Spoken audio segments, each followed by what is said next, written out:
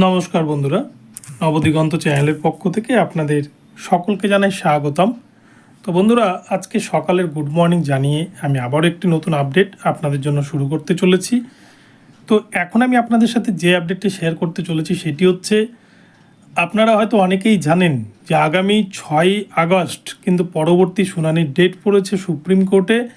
School service কমিশনের যে 25,753 চাকরি বাতিল মামলা, সেই চাকরি বাতিল মামলা নিয়ে 6ই আগস্ট এই মামলার মীমাংসা হবে কিনা এই নিয়ে কিন্তু বড় একটি আপডেট উঠে আসছে সুপ্রিম কোর্টের পক্ষ থেকে।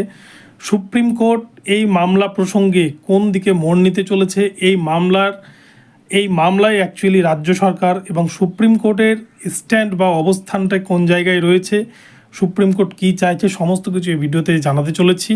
এবং তার সাথে সাথে যারা অযোগ্য ক্যান্ডিডেট, যারা টাকা দিয়ে চাকরি কিনে নিয়েছিল তাদের কী হতে চলেছে, এবং যারা বঞ্চিত ক্যান্ডিডেট, যারা ওয়েটিং প্যানেলে রয়েছেন তাদের কী হতে চলেছে, সমস্ত কিছুই থাকবে। তবে তার আগে বলে রাখি, যারা এখনও চ্যানেলটি সাবস্ক্রাইব করেনি আপনারা অবশ্যই চ্যানেলটিকে সাবস্ক্রাইব করে নেবেন এই ধরনের আপডেট সবার আগে সর্বপ্রথমে পাওয়ার জন্য। তো চলুন তাহলে আমরা দেখে নিই যে 6ই আগস্ট ঠিক কী ঘটনা ঘটতে চলেছে সুপ্রিম কোর্টে। তো বন্ধুরা, গত লাস্ট যে শুনানি হয়েছিল সামার ভ্যাকেশনের পর 16ই জুলাই 2024 তারিখে কিন্তু এই মামলার একটা চূড়ান্ত রায়দান দেওয়ার কথা থাকলেও সুপ্রিম কোর্ট সেরকম কিন্তু কোনো রকম নির্দেশ দেয়নি। অপরপক্ষে সুপ্রিম কোর্ট একটা কিন্তু সুযোগ দিয়েছে, আরও বেশ কিছুদিন সময় বাড়িয়েছে, স্থগিতাদেশের সময়সীমা বাড়িয়েছে, এবং এক পক্ষে বলা যায় যারা অযোগ্য শিক্ষক তাদের কথাটাও কিন্তু চিন্তা করছে সুপ্রিম কোর্ট, তাদেরকে কিন্তু সময় দিচ্ছে। এবং সুপ্রিম কোর্ট কোনো মতেই বর্তমানে কিন্তু কারোর চাকরি খাওয়ার পক্ষে নয় বা কারো চাকরি খেতে চাইছেন না।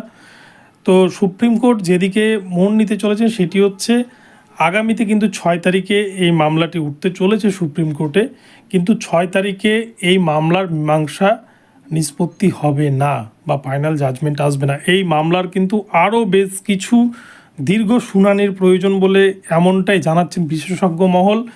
কেননা একটা ক্যান্ডিডেট যখন চাকরি পায় এবং দীর্ঘদিন ধরে সে যখন চাকরি করে তখন তার উপর অনেক কিছু কিন্তু ডিপেন্ড করে। এবারে সেই চাকরিটা সুপ্রিম কোর্ট চট করে কেড়ে নিতে চাইছে না, সুপ্রিম কোর্ট সময় দিতে চাইছে। এবার যখন কোনো রাস্তায় সুপ্রিম কোর্টের আর খোলা থাকবে না, ঠিক যেমন কলকাতা হাইকোর্ট অনেক কিন্তু সুযোগ দিয়েছিল স্কুল সার্ভিস কমিশনকে, পুরো প্যানেলটাকে কিন্তু আজকে বিপদের মধ্যে পড়তে হতো না যদি শুধু আদালতের বিচারপতিরা যেরকম বলেছিলেন যে স্কুল সার্ভিস কমিশন তাদের অবস্থানটা যদি নির্দিষ্ট করে জানাতো যে অযোগ্য শিক্ষকদের নিয়ে তারা কী করতে চাইছেন, তাহলে কিন্তু 26,000-এর পুরো প্যানেল বাতিল হতো না। তো কলকাতা হাইকোর্ট 3 মাস ধরে এই মামলা শুনানি চালিয়েছে। দীর্ঘদিন ধরে কিন্তু এই মামলার সম্পর্কে বিচারপতি দেবাংশু বসাকের বেঞ্চ তারা কিন্তু সুযোগ দিয়েছিল, কিন্তু রাজ্য সরকার এবং স্কুল সার্ভিস কমিশন তারা কিন্তু অবজ্ঞা করে গিয়েছে, যার জন্য আজকে এই অবস্থা। তো সুপ্রিম কোর্টও কিন্তু ঠিক সেই রকমই সুযোগ দিচ্ছে, এবং শেষমেশ যদি তারা রাজ্য সরকার এবং স্কুল সার্ভিস কমিশনের পক্ষ থেকে সেখানেও চালাকি করার চেষ্টা করে এবং সুপ্রিম কোর্টে যদি আর কিছু না করার থাকে তখনই কিন্তু পুরো প্যানেল বাতিল হতে পারে। এবং শুধু পুরো প্যানেল না হলেও যারা টাকা দিয়ে চাকরি কিনে নিয়েছে অযোগ্য শিক্ষকরা, তাদের চাকরিটা কিন্তু বাতিল করতে পারে সুপ্রিম কোর্ট। তবে প্রথমেই সুপ্রিম কোর্ট কিন্তু বাতিলের দিকে যাচ্ছে না। তো এই নিয়ে আপনারা জানেন গত 16ই জুলাই 2024 তারিখে সুপ্রিম কোর্টের প্রধান বিচারপতির বেঞ্চ DY চন্দ্রচূড় স্যার তিনি কিন্তু 5টা ভাগে এই নিয়োগ প্রক্রিয়াকে চালানোর জন্য 5টা ভাগে ভাগ করে দিয়েছিলেন। যেমন রাজ্য সরকারের তরফ থেকে একটি গ্রুপ, তারা তাদের সমস্ত বিস্তারিত তাদের কি বক্তব্য রয়েছে সেই নিয়োগ সংক্রান্ত বিষয় থেকে তারা সেটা জানাবে।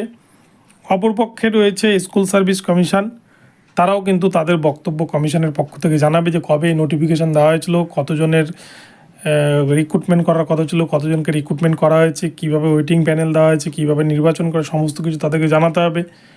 অপরপক্ষে যারা পিটিশনার, যারা মামলা দায়ের করেছেন, যারা চাকরিটি পাননি, যারা বঞ্চিত হয়েছিলেন, তাদেরকে একটি ভাগে ভাগ করা হয়েছে, তারা তাদের বক্তব্য জানাবেন। অপরপক্ষে যারা টাকা দিয়ে চাকরি কিনে নিয়েছিলেন, যে সমস্ত অযোগ্য শিক্ষক 7,150 জন শিক্ষক, যারা কলকাতা হাইকোর্টের অর্ডার কপিতে রয়েছে, সেই 7,150 জনের একটা গ্রুপ করে দেওয়া হয়েছে, তারা তাদের নিজেদের বক্তব্য জানাবে, তাদের যদি কিছু বলার থাকে।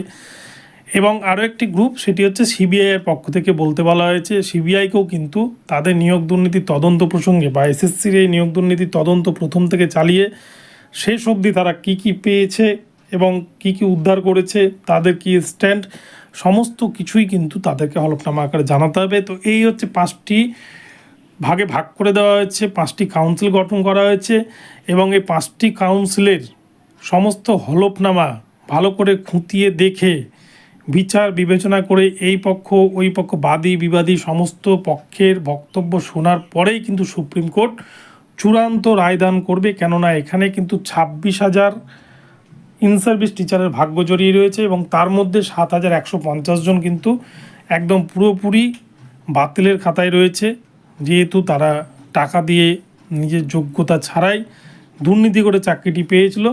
তো শেষমেশ এই নিয়ে সুপ্রিম কোর্ট কী রায় দেয় সেটা দেখার। তবে সুপ্রিম কোর্ট কিন্তু অনেক ভেবেচিন্তেই এই রায় প্রক্রিয়াটি চালাবে। তো আগামী 6 আগস্ট এই মামলার পরবর্তী শুনানির দিন নির্ধারিত হলেও আগামী 6 আগস্ট কিন্তু এই মামলার চূড়ান্ত রায়দান কোনোভাবেই হচ্ছে না। এই 6 আগস্টের মধ্যে প্রত্যেক পক্ষ অর্থাৎ 5টি যে কাউন্সিলের কথা বললাম, এই 5টি কাউন্সিলকে কিন্তু সমস্ত কিছু হলফনামা করে জানাতে হবে এবং তারপরেই 6 আগস্ট শুনানিতে 3 বিচারপতির যে বেঞ্চ, সেই বেঞ্চ কিন্তু তারা বিচার বিবেচনা করে দেখবেন এবং তাছাড়া পিটিশনারদের পক্ষ থেকে যারা বঞ্চিত ক্যান্ডিডেট তাদের পক্ষ থেকে কী বক্তব্য রাখা হচ্ছে, রাজ্য সরকারের পক্ষ থেকে কী বক্তব্য রাখা হচ্ছে, এসএসসির পক্ষ থেকে কী বক্তব্য রাখা হচ্ছে, সিবিআইয়ের পক্ষ থেকে কী বক্তব্য রাখা হচ্ছে, সব দিক বিচার বিবেচনা করেই কিন্তু এই চাকরি বাতিলের প্রসঙ্গ উঠে আসবে।